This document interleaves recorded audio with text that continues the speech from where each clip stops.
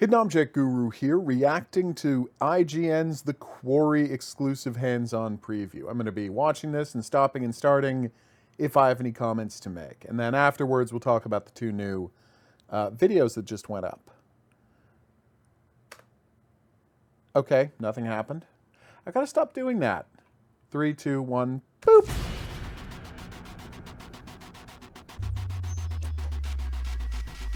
Yay.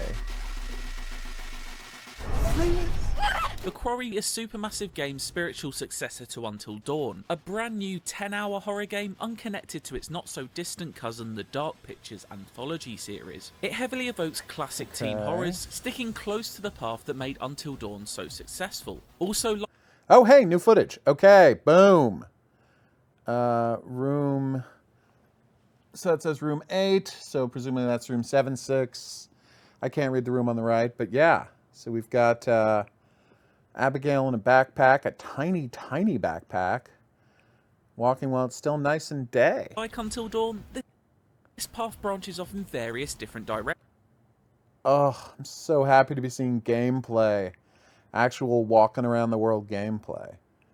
So I guess it starts before the kids leave, or at least before the conversation with David Arquette. Twisting and turning along the way until you reach one of its 186 unique ending variations. From the 3 hours I spent with its first 3 acts, I was constantly reminded of what made Until Dawn so enjoyable and fresh when it was first released. While The Quarry may not be treading as much new ground, it definitely got its hooks into me with its gorgeous cinematic presentation and overall affection for the horror movies it's so clearly in love with. Ooh. Alright, here we go, Simon. Give us the good stuff. The Quarry wears its influences on its blood-soaked sleeve. The summer camp setting of Friday the 13th, the teens versus monster nature of Cabin in the Woods. Okay. Teens ganging up to fight a monster. So that's nicely confirmed. I mean, we kind of already knew that, but thank you. Cult damage. Oh, there's an inverted cross. How did I never notice that? And the winking self-awareness of Scream. All of this occurs while the echoes of Deliverance's banjo strings can be heard pinging off of the trees. Oh, wow. That was a new shot of the Eliza in the woods. There's a much better look at her than we've gotten before. My hands-on time included bursts of gore, heartfelt moments between characters, and a couple of jump scares to boot. It never threatened to once take itself too seriously, though, firmly remembering to put the laughter into slaughter. Okay, so two things. One, I realized that the only reason that video of Eliza was better was because I hadn't been watching the original video in 4K, and I'm watching this one in 4K. It looked much blurrier originally, so that was great. I'm loving that there's a boar attack. You gotta watch out for boars, people. And lots of jokes, apparently? Just take one look at the casting and you'll be able to see what Supermassive is going for here. With cult horror actors such as Scream's David Arquette and The Evil Dead's Ted Raimi giving you a not-so-warm welcoming to Hackett's Quarry summer camp. You're not gonna make it to Hackett's Quarry. Oh, I love Ted Raimi. Not tonight. After an unsettling and ultimately gruesome prologue, Act 1 of The Quarry begins. Okay, room 10. We got those flags at top. We've got a emergency warning. Maybe that's the fire escape plan or something. I'll zoom in on that later. The very last day of camp. The kids have all gone home and only the counsellors and Arquette's Mr. Hackett remain. You switch between controlling 9 different camp counsellors as they spend the next couple of hours preparing for one final big blowout party in the evening before heading home. What can go wrong? Well, inevitably a lot. It's interesting. I was going to say, I was going to put out a video theorizing who might have sabotaged the van to ensure that they get to stay and have a party on the last night. And I thought, well, is that too crazy? And it's like, no, he's making it sound like they were always planning to have a party. And so, yeah, I thought it was going to be a twist that somebody like Abigail sabotaged the van or something. But it looks more like, no, like they were always planning to just stay. Nice. I won't spoil the shocks here, but rest assured, there's more than one threat to be wary of in the Quarry. I've seen glimpses of spooky supernatural stuff. Ah, see? Washed out color monster vision. Snarling beasts of Release when it's A, when some it's safe. sort, and a creature I have no idea how to describe that popped up right at the end of my playtime. Plus, of course, the most dangerous game, man. It is hunting season, after all. It's hard to not take notice of the stunning cinematography when playing The Quarry, which is without a doubt a graphical and artistic step up over Until Dawn. It's like a goddamn Bob Ross. It employs the age-old Renaissance art chiaroscuro technique, which uses high contrasting areas of light and dark to allow for unexpected surprises to burst out of heavily shadowed areas. You'll have seen this. Okay, come on. That got a little pretentious there. In all kinds of horror cinema, from old classics such as The Cabinet of Dr. Caligari to modern films like 2017's It. The technique is used perfectly in the prologue, when a wholly creepy cop played by Raimi appears from the darkness to startle a couple bathed in the comforting light of their car. Oh my... See, that's not actually a good example, because there are just as many shadows inside the car as there are outside. It is not comfortably bright inside that car at all. This impressive technical care is not just in the lighting, though. The improved camera work makes The Quarry feel like Supermassive's most cinematic game yet. Tight, claustrophobic framing ramps up the tension, which works hand in hand with the highly detailed facial animations captured at Digital Domain, the visual effects company behind the MCU's Thanos. It's not just a... That is a weird thing to describe Digital Domain as being responsible for, but okay. Real step up from Until Dawn, but downright some of the most impressively animated faces I've ever seen in a game. They really bring the characters to life. Before you choose... I'm going to have to check there later to see if there's anything in the background of that shot. To swiftly inflict death upon them, that is. And those demises wouldn't mean nearly as much, though, without first having got to know the 9 playable leads. Boom! They keep saying 9 playable characters, but we've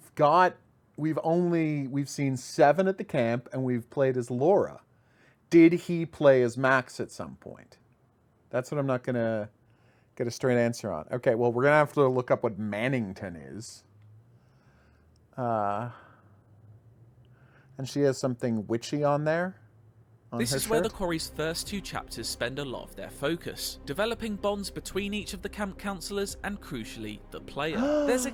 Oh, that's why we saw the baby boar earlier. So they can say, oh, it's the cutest boar in the world, and then they get attacked by the mother for messing with the super cute boar. Okay, that's classic cute. Mix of teen horror archetypes to be found within the group. Jacob, the overconfident jock. Oh, wow.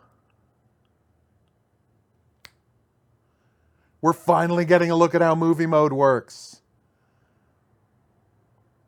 So you have to do this for 1, 2, 3, 4, 5, 6, 7, 8, 9 characters. Yep, right there. 4, 5, 6, 7, 8, 9 different characters. We have to pick all of their parameters. Everyone lives, everyone dies, or you do it manually.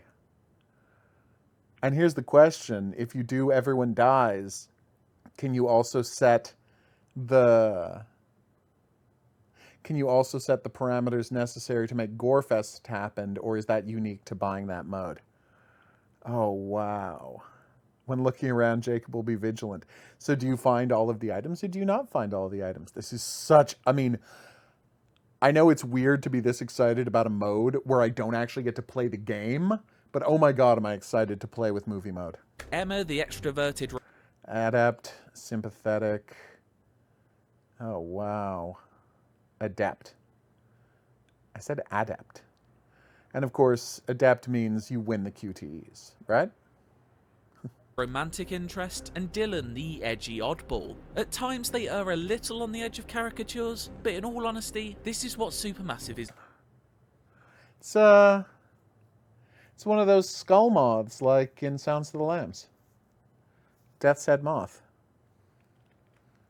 Going for a fun ode to horror delivered with a chuckle and a tongue so far into its cheek it threatens to burst through. There are strong performances throughout too, with an impressive ensemble of established stars and upcoming talent. Early standouts include Detective Pikachu's Justice Smith, Modern Family's Ariel Winter, and my pick of the bunch, Brenda Song, as the charismatic and quippy de facto group leader Caitlin. Oh. Yep. Nice shot. Getting all of these playable characters right is crucial in a game like this. You're going to have to manually aim. Even if you don't get along with them. That's why he was so excited to find watermelons for shooting practice. Oh my god, I love that they're showing us this and tying it all together. You can take pleasure in serving them with as delicious a death as you desire. While all the choices I made during the opening couple of acts didn't lead to any deaths, I was assured by director Will Biles that there are many, many to see. Choice really is the name of the game though. Play it sensibly and you could leave Hackett's Quarry with all 9 of your characters alive. But if you ask me, where's the fun in that? So he's just confirming that Max doesn't die in the prologue. This is huge news. Like, prologue characters that can make it through the whole game, that's something we've never had before. Or there's like secret other characters we don't know about, which that would be madness. For those familiar with Until Dawn, the gameplay experience isn't hiding any surprises of its own. Sections of exploration to gather clues are punctuated with conversations and dialogue choices that can both subtly and overtly alter the story. In tense situations, QuickTime events will sometimes pop up, but these are often less of a test of reactions than they are another choice to be made. Maybe you just want to deliberately let someone smack their head on a tree to see what happens. As ever, the Quarry will react accordingly. It seems that there really are no wrong decisions to be made. There are wrong decisions. Getting people killed is a wrong decision. I know, I'm going to make a video compilation of people dying, but I still stand by that. Only the ones that feel the most enjoyable or beneficial to the story for you at that moment. So far, the best have been choices that seemed inconsequential, but will inevitably lead to someone's demise hours down the road. For example, I chose to climb down a ladder early on for nothing of significance to happen, apart from being notified that the ladder is now close to falling off of the wall. I apologise in advance to whoever I've accidentally killed by doing this. No. Beyond its improvements in choice-based storytelling and cinematic presentation, Supermassive... So, Chris's office has a way to go down straight into the bunker, secretly under like a carpet behind his desk. That does make it that much more creepy and makes me more likely to think he's a werewolf. Is taking extra strides to make the Quarry as accessible an experience as possible. An example of this is that QTEs are now simple flicks of the analog stick instead of face button presses. So players unfamiliar with controllers won't be scrambling to find the right button. Like, I get what they're saying, right? That a lot of people who don't play a lot of video games don't know off the top of their head which button is which, the way those of us who play a lot of games have memorized it. But it's like, make it an option. Because, I mean, I don't need these games to cater to me, obviously, but I'm clumsy with thumbsticks. I've always been clumsy with thumbsticks. Pushing straight in a direction is something I've never been fantastic at. It's why I'm historically so bad at, shooters on consoles. I'm just not great at it. And I wish they would take that into account and let people like me swap it over to face buttons instead of gesture-based. As long as they don't do any, like, Quantic Dream convoluted, elaborate gestures, fine, but ugh. On the odd occasion that combat takes place, minimal accuracy is needed when aiming a gun, with a large flashlight beam replacing a small reticle. For players who don't want to take control of any combat encounters at all, there's the option to turn them off completely and let them play out automatically. Fantastic. Same can be said for... Oh, here we go. Simple QTs, yep. Interrupt speed. What does that mean? We can turn off button mashing, we can turn on aim assist, we can turn down QTEs, we can turn off button mashing, which, if you like your thumbs and you like your controller, you have to do that. Colorblind settings, they have, oh my god, simple QTEs, so maybe that's just tap in a direction instead of doing a gesture, or maybe it's something else. But yes, I am glad that all of the accessibility options are here. That is some of my favorite things about...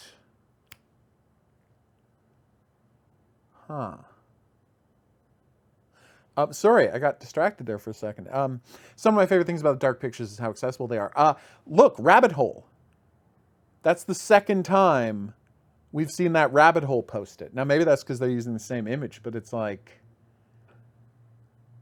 Is rabbit hole the name of a website for us to go to, like Kalis? I'm going to investigate that later. Now, this looks like rabbit hole and then a symbol. Holes... each aspect of the game, ranging from quick-time events to exploration. All of these different gameplay mechanics can be toggled on or off at the start of your playthrough to tailor it specifically to Now, your what are liking interrupts? and ability. In fact, if all you're looking for is to put the controller down completely and watch the action play out, there's even movie mode. This essentially lets you predetermine the... See? Under pressure, adept, erratic, or clumsy. So you can choose whether you will always get the QTs, sometimes get the QTs, or basically never get the QTs when she's playing.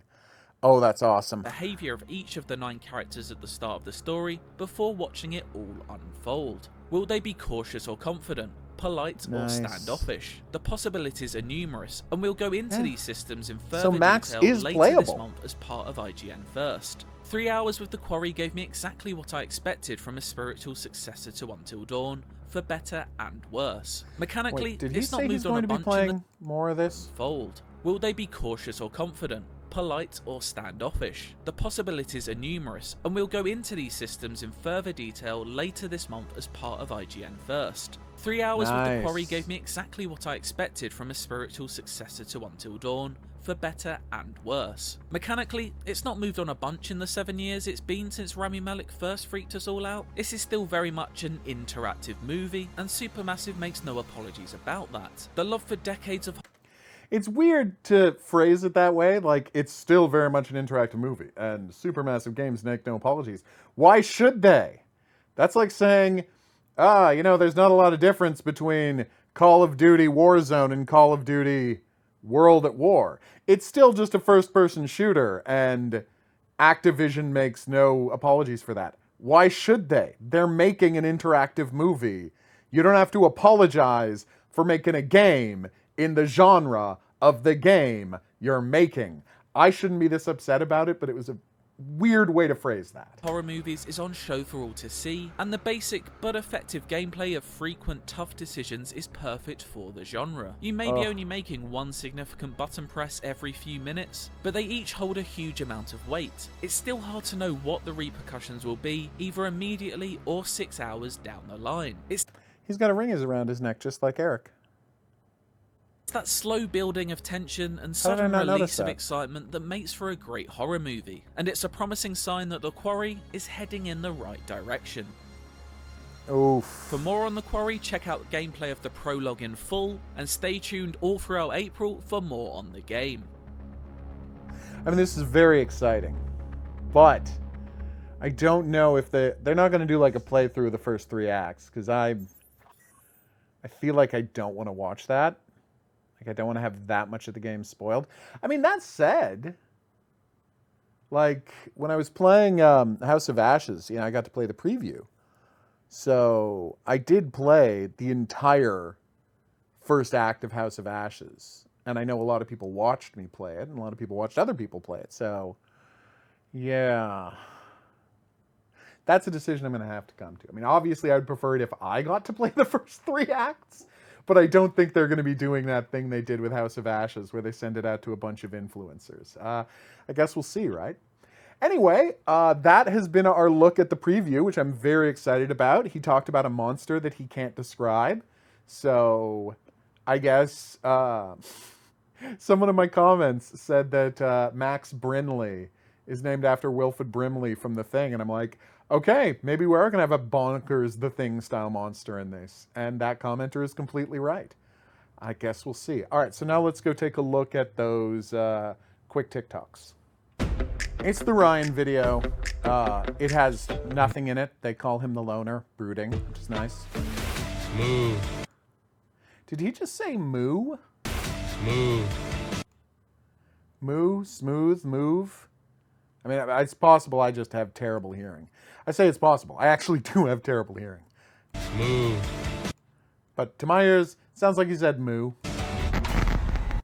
All right, so he's coming out of one of the camp buildings. He's got a shotgun with the flashlight taped.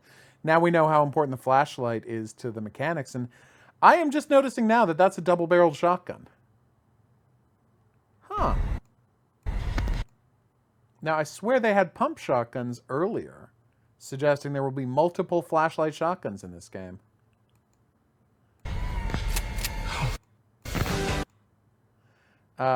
if it is a double-barreled shotgun, it should not make that sound. That is the characteristic sound of you chambering around. Double-barreled shotgun, you just pull back hammers, which is just a very simple click.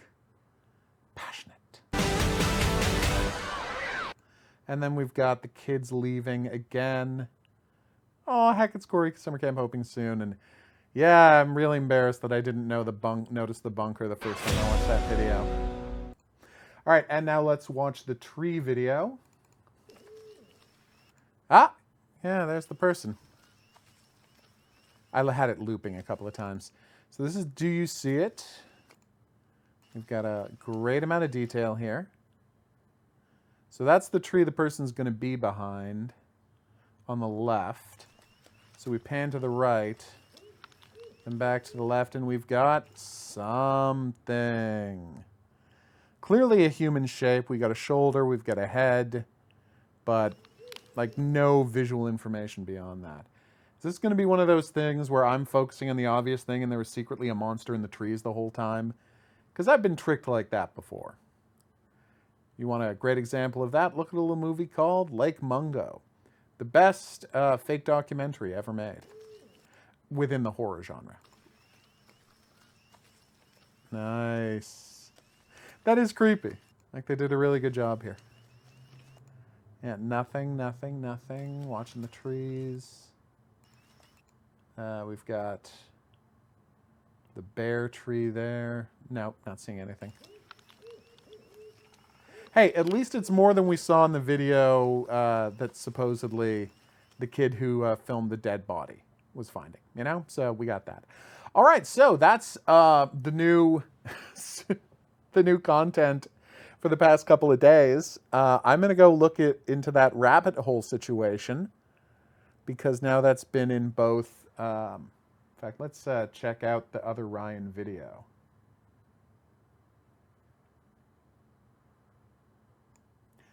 Okay, well, now I feel like a real chump, because the rabbit hole post-it thing that I swear I saw somewhere before wasn't on the computer here when we're seeing what is presumably Ryan's desktop.